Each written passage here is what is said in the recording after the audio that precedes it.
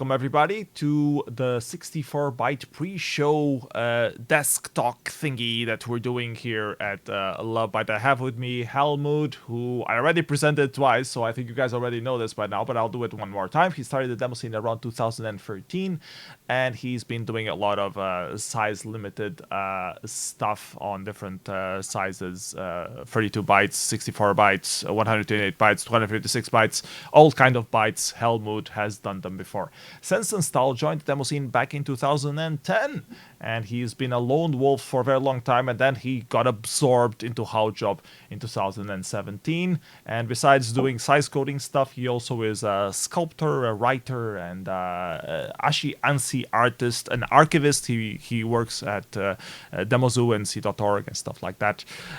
So welcome Helmut and Sensenstahl for this little chat.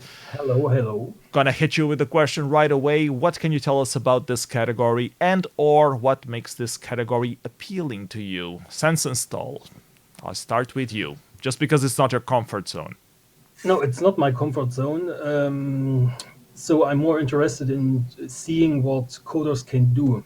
Because, again, it's not my comfort zone, so I'm not competing on any level like others, like Helmut, for example. You're a bit known to have more like design elements on your... You waste a lot of bytes doing the design, so it's not a waste, it's a design choice.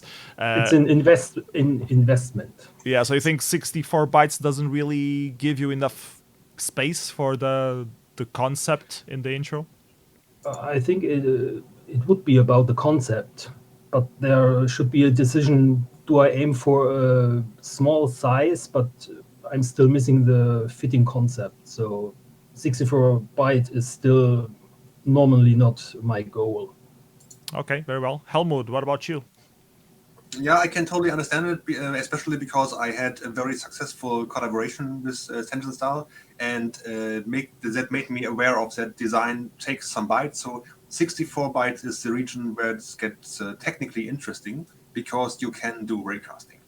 Like, that is known for a few years now, and then raycasting can be reduced to a core which is even smaller than 64. So you have a little bit of design space to like choose a background colors, choose some textures. So this is where it's at there, and you can also explore all the other stuff which is doable in 32, like the building blocks, like I mentioned before, like the fractals, for example, or the 2D scenes, or a little bit of music. So you have the building blocks and you can juggle them around a bit more freely. You are not that constrained. But I would also agree, there's no space for real design, like for letting your mind flow. I mean, people from the outside might think we're crazy right now because we are talking about 64 or 256 bytes. But yes, it's a bit restricting. But yeah, what makes it appealing to me is that when I come from the lower regions, from 32 or 16 bytes, then I feel like free, like unchained. I can explore the space a bit further. And yeah, what I think, what I try to do is like to make that aware to other people as well, because I think there are many skilled people outside who can do that as well. And I'm just waiting for them like to enter this area.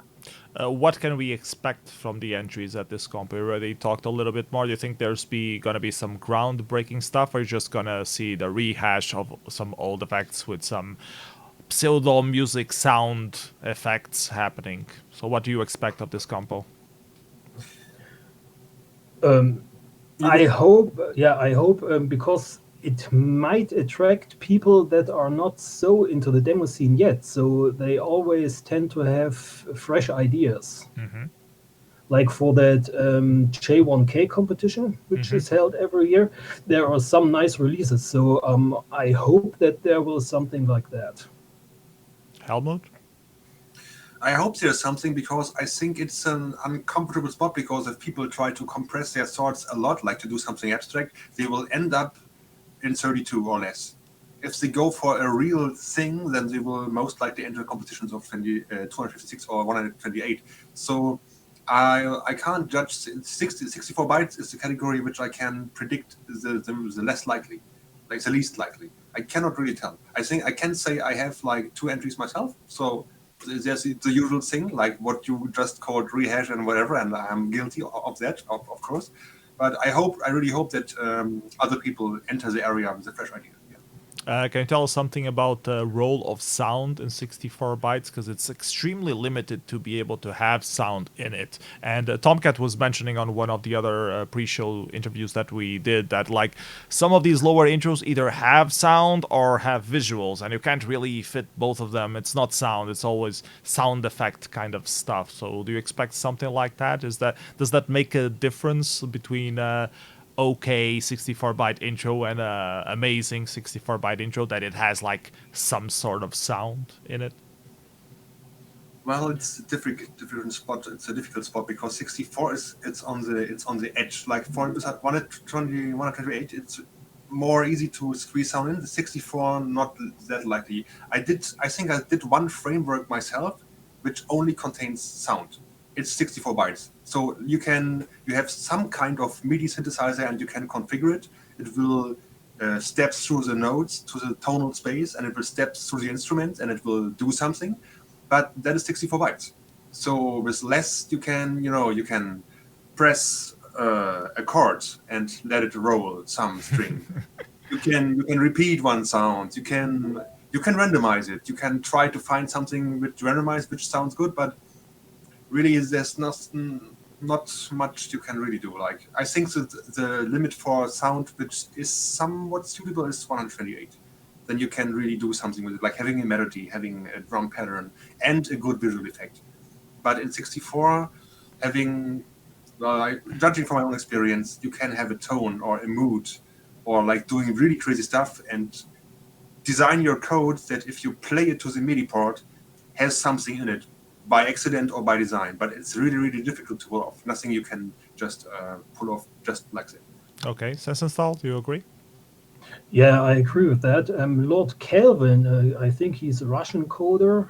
He made a drum loop, and it has also 64 bytes. And I think music takes a lot space, and then you have the visual, set up the graphics, maybe escape support, and then you need an effect. So 64 bytes with good music, not so much. Okay. One of the entries we had for you guys was what do you think would or should be the next evolution for 64 bytes? Where do you think the platform is going? Sensenthal. I don't know. I think it depends on the idea. So every now and then there's something fresh in even in the demo category. So it just has to happen, and you can't predict anything in that regard. So Okay, Helmut? we'll see. Yeah, I hope that something will arise that is very specific, and by that I mean high resolution raycasting, because the raycasting which is now in 64 byte easily doable and well documented is also doable more or less in 32 bytes, but it has a restriction in how the projections work and how the mathematic fundament works there, and so we are restricted to 7-bit precision there, and to a specific kind of coarseness in the optics, and this is not going away. So what a real evolution or revolution would be if it's working in high res. Like, we're not talking about performance because computers nowadays are very powerful, so that's not an issue, but the resolution is, the look. So I think we can evolve to something which looks much, much better than the average 64-byte recaster. All right. Another question that we had, and it comes from Haldroid. I kind of see sizecoding as a combination of platform hacks, like this registry is always initialized to 1F on the start, and logic puzzles. For example, eliminating lines by branching to a different point. Is that accurate? And do you lean into it into one more than the other?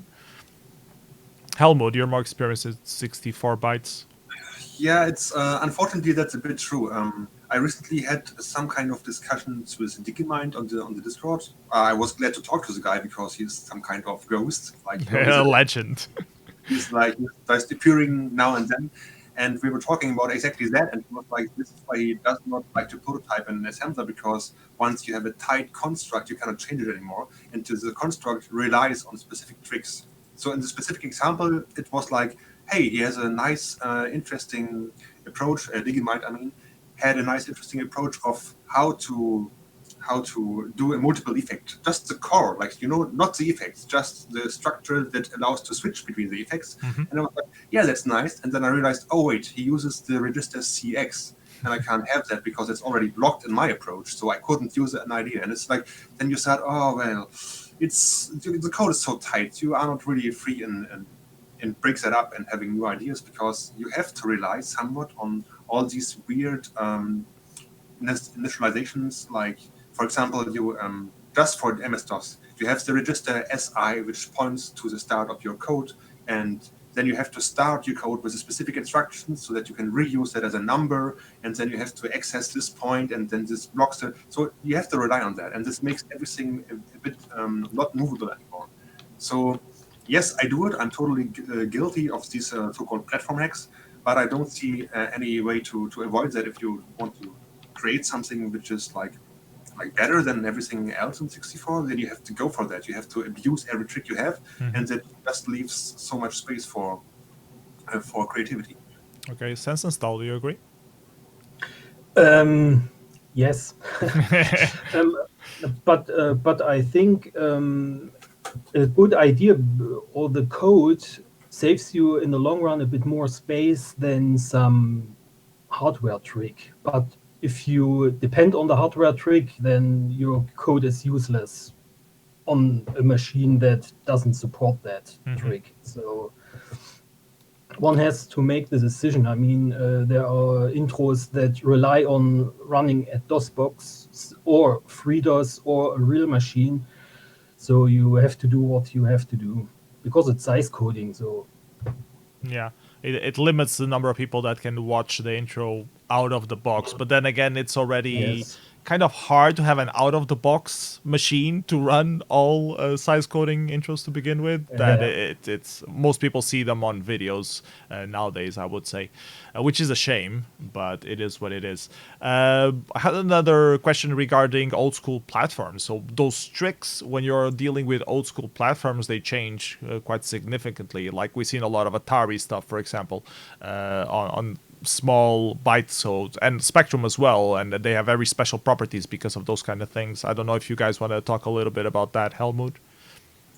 Unfortunately, I cannot say something about this hardware tricks on these platforms because I'm a DOS specialist, and I'm just right now having a bit of a look to other platforms. But I feel like just from the talks the guys have, for example, in the Discord, that there's a lot of stuff also going on. Stuff I don't understand. Like, for example, in these platforms, you have the possibility to put your code wherever you want with a header.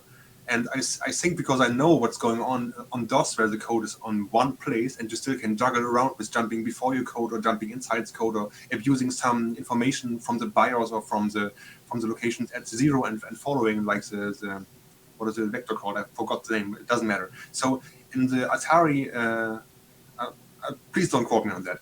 On one of these platforms, you can move your code around, you can define where it starts. And this is funny because you can place your code right into the BIOS and abuse the fact that you just split one of the instructions before you in half. I think most home computers can do that. I remember on the Spectrum, you could also define, set some stuff where the memory block, and on Commodore 64 as well. I could be crucified at this point on the chat. Please crucify me. I don't care. But that's my belief. Sense and Style, do you have any insight on this? I know you're more of a DOS guy, so probably not, but give it a shot. I have nothing to say about it. Sorry, because I'm lacking the view into old school platforms at all. Not even C64. Fair enough, fair enough. Let's move on to the last question that we have for you guys. What is your favorite or most underrated intro in this category? Helmut, I'll start with you. Okay, as you might know, I did a lot in this category, so I will not name a favorite because I'm too biased, because I also am proud of my work. But what I find very interesting is that once, when I still was dipping into the category, there was a board surfer, you guys might know him, and he was having a floor cast in 64-byte, which is now, I think, pretty much obsolete because you can do it in 32. But anyway, the response came pretty much a few days after from Frag, from F square root, which was forward. And I think the name is not a coincidence. Like floorcast and forward, it's the same. And he countered like with a 64 Byte raycaster, like with a real raycaster, and it looks pretty amazing. Just look it up. It's from Frag. It's called Forward in 64 bytes, and it was like one of the earliest, I think, or even the most recent earliest raycasting Tiny intros in 64 byte with a very good motion effect. It looks like a splattered structure or some weird shit. And I was very impressed by that, and I think it's very, very much underrated. It should deserve like 5 times the vote it has or something. I have a favorite 64 byte, which is called Gesprindelwald by Helmut, which was released at Inertia, so I have to mention it. So that's my favorite 64 bytes. Oh, Sense and Style, do you have a favorite or underrated? Yeah, my favorite one is Tar by Frag, because the first time I saw it, I was amazed because I saw the screenshot and thought, well, yeah, nice. But then I run it and it's amazing how the blob forms and drops. Magic. So I like that. Yes, indeed. Oh, I forgot to mention because I pretty much stole the idea of that one. And it's funny now that we realize that we both mentioned one of Frag intros. I hope he makes a comeback sometime. So because I redid this effect with Lightfold, I just changed the palette and removed the XOR texture and made it look like the ball in the middle, which some kind of distorts the background, is now gravity center, which folds the light. So the effect he did gave me a pretty good idea what I can do next, and so I just changed the palette and did something else. It looks completely different, but in the core it's the same idea. Okay. So, anything else you would like to add before we get the compo running? Have fun. Okay. Yeah, have fun, and I hope for some pretty good entries. Yeah. Okay, so let's take a look at the entries that we have for the compo at Lovebyte.